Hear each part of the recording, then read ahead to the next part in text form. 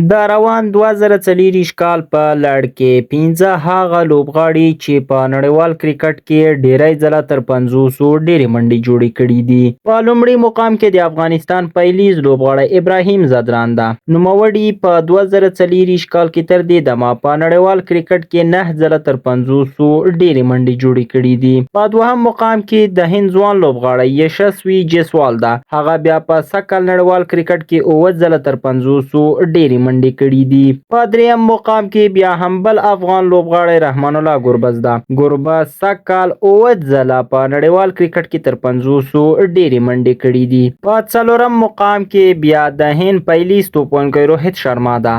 هغه هم په سږ کال نړیوال کرکټ کې 9 ځله دا کارنامه ترسره کړې ده. او په دغه لیست کې په 5م مقام کې بیا د پاکستان لوبغاړی بابر اعظم ده. بابر هم 6 ځله په نړیوال کرکټ کې سږ کال تر 500 ډیرې منډې کړې دي.